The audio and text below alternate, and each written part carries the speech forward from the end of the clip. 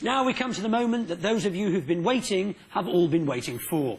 It's our special They Think It's All Over Grand Prix round from Silverstone.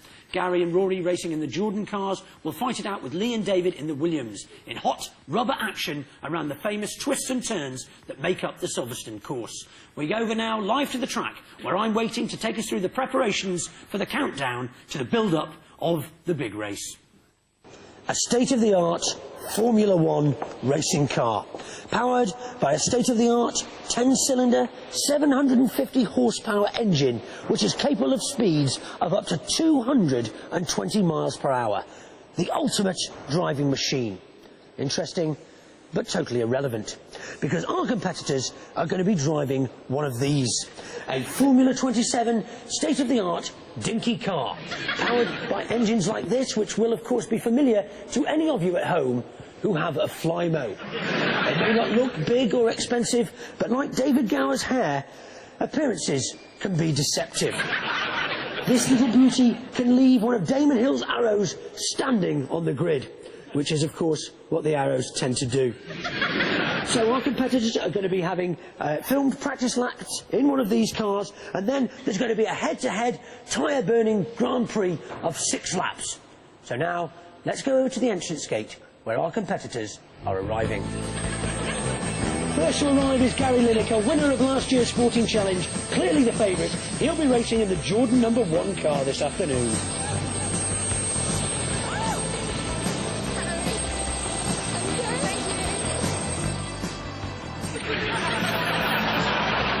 In the opposite team, he'll be racing a #1 in the Williams colours this afternoon, is David Gower.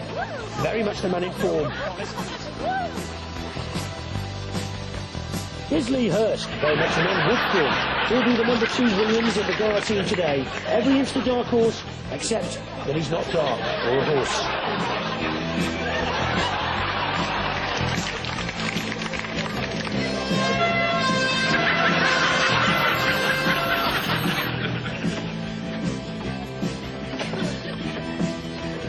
And here's Rory McGrath.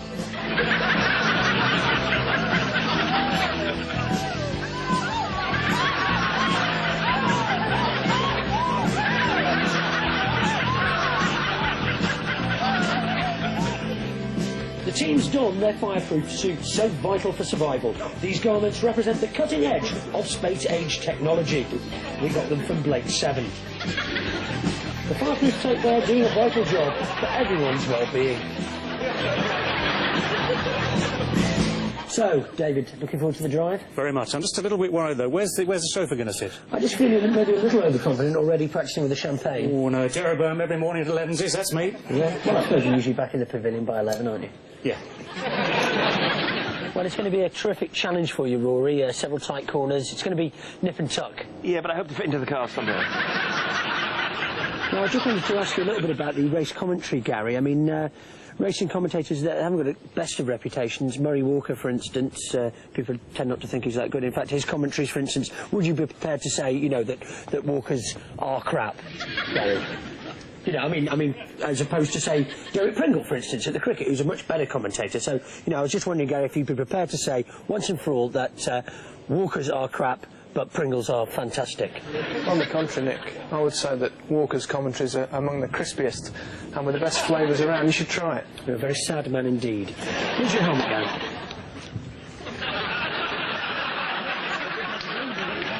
Right, I think it's time to go. You've all got your helmets on. I haven't. Oh, sorry, Lee, I think it was the stickers confused me. The competitors are in their cars and they're ready for the time lapse. Lee's found a crash helmet. You'll have to take my word for it on that. So let's go over to the trackside and the sound of the inimitable Murray Walker, as imitated by someone much cheaper. Good afternoon, and you join us here at Silverstone for the They Think It's All Over practice session. I should explain that as in Formula One, these practice laps are timed, so the faster you go, the better position you have on the grid. Hurst there in the untaxed Williams had a bit of trouble at the start when he hot-wired his car out of habit. And as he drives past those women, Rory McGrath is in pole position, at least part of him is. Lineker coming out of a dangerously tight turn. I expect there'll be skid marks there. We'll find out when he takes his suit off later. And McGrath finishes his first lap in 1:23.94, which puts him in the lead, which is hardly surprising as he's the first driver to complete a lap. And Lineker's grabbed the lead with 1:19.23. Incredible! And Gower's in trouble. He's stuck behind a caravan. Surely you have to question the decision to hold this race on a bank holiday. And there, I've just seen Hurst finishing his first lap. It looks a pretty fast lap. Yes, he's finished it at 1:17.75 and goes into the lead. McGrath fiddling with his helmet there. He really should stop that and concentrate on driving. Gower, yes, his first lap, believe it or not, is 1:17.94, just behind Hurst. And it's back to Nick in the pits. Now, before the race starts, just a few words about the significance of the flags used to signal to the drivers once the race has begun. First of all, the black flag means that they must stop the race immediately. The checkered flag, of course, means that the race has been won. The red flag means that this beach is unsafe for bathing. The white flag means that Damon Hill has surrendered. And if you see the red flag with lion rampant suspended from Cornet, it means that David Gower is in residence. And now a word about the points. The winner will get 10 points, second will get 6, third will get 4, and fourth will get 3. And now it's time for the race. So down to the starting line and the sound of that ever so slightly unfamiliar voice. So the grid order is as follows. Hurst, and in the dirty track it's Gower, then Lineker and McGrath. And just listen to that high-pitched whine filling the air. As they wait for the lights to go to green. Oh no, no, and this always happens when you're waiting for the lights to go green. They're probably signing on as well, and they're almost certainly from Liverpool. Now all the drivers' eyes will be fixed on those starting lights. There's the red. They're waiting for the green. There's the green. And they're not off. Sensational. They're on. And the official has skated off the track wearing arrow shoes there. And they've started.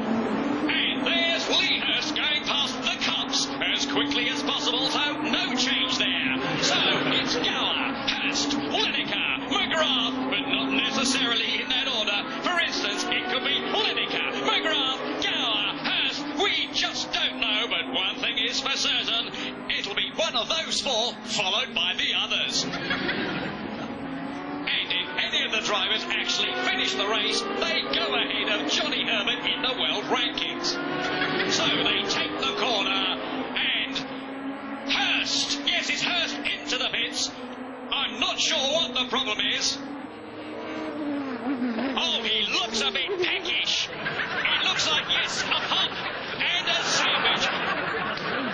This last happened to Emerson Fittipaldi at Monaco in 1974 when he could have won the championship if he hadn't stopped for a Fanta. Well, Hurst away in 8.6 seconds. Amazing. And Hurst rejoins the race at the back of the pack. He's got a lot of work to do. His tyres can't be helping him. They're completely bald, although he has tried combing the tread over in a sort of Robert Robinson arrangement. Hurst trying to get past Lineker, but in the lead, there's Gower coming out of Bagot into Brooklands with Luffield to his left, the Book Depository to his right, and the grassy knoll straight ahead. And Gower is in the pits. He's clearly got a mechanical problem there. We're not sure what it is, but we'll find out in just a minute.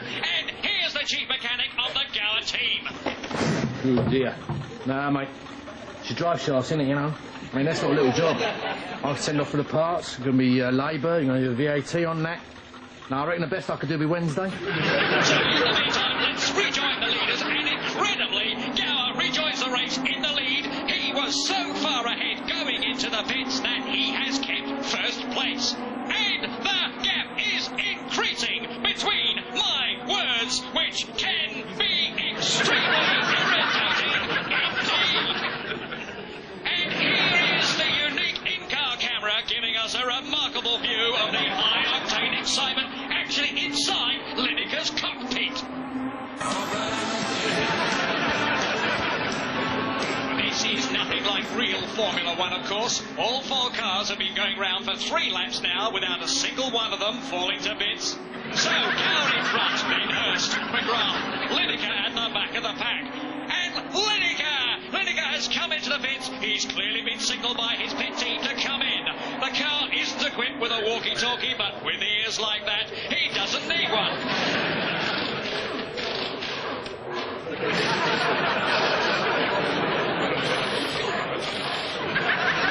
Lineker waiting 9.4 seconds, so he's still at the back of the pack.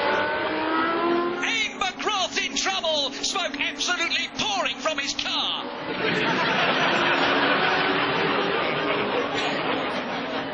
And there's drama at the Brooklands turn.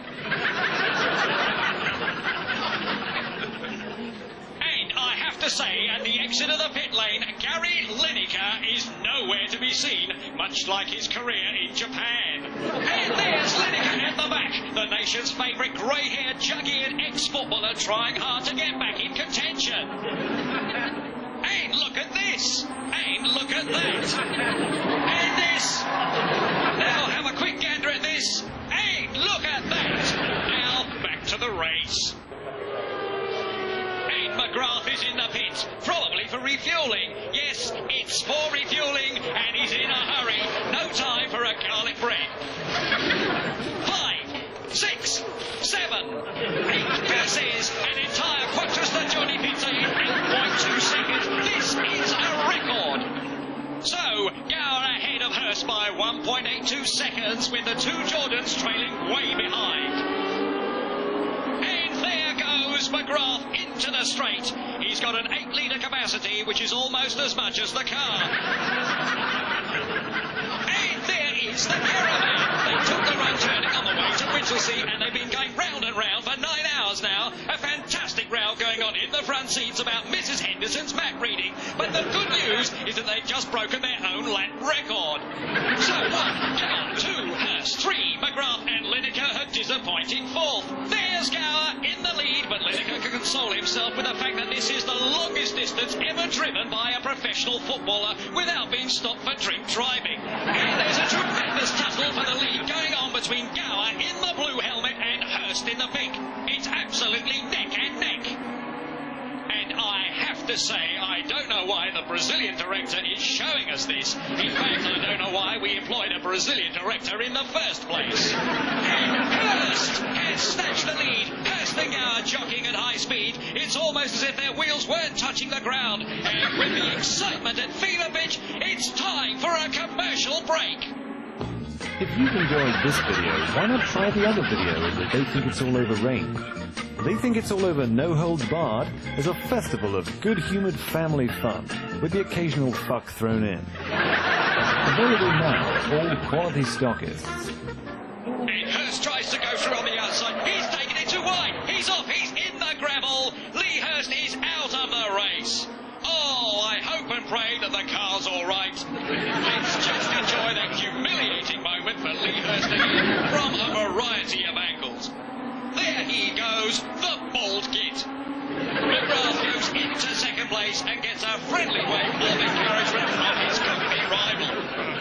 And Gower is on his own, as he has been for so many of the nights in his life. And Gower takes the checkered flag. He waves to his delighted domestic staff. There they are, who've lost a day's wages to come here today. And McGrath and Lineker choosing this moment to come out in equal second place. It's official. Rory will shag anything. There we are, 41 seconds behind the lead. They tried their best, but unfortunately their best was rubbish. Here's Lineker. Gower. Well, the winner breaks open the magnum of Tizer. Another shake there. And David Gower quite baffled there by a bottle with a screwed top.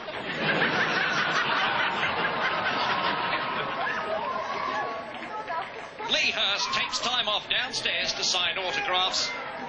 And there's Rory McGrath jotting down his phone number on a piece of card, and for once, not putting it up in a phone box.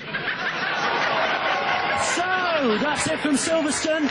But if you want to see any more motor racing, you can always switch over to ITV, where the coverage will continue for at least another 2 weeks. And meanwhile, it's back to Lee in the studio.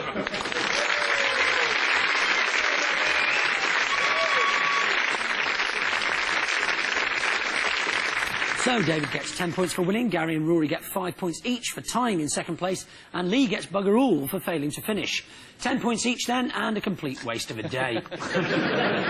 So at the end of that round, Gary's team have 17 points, and David's team have 20.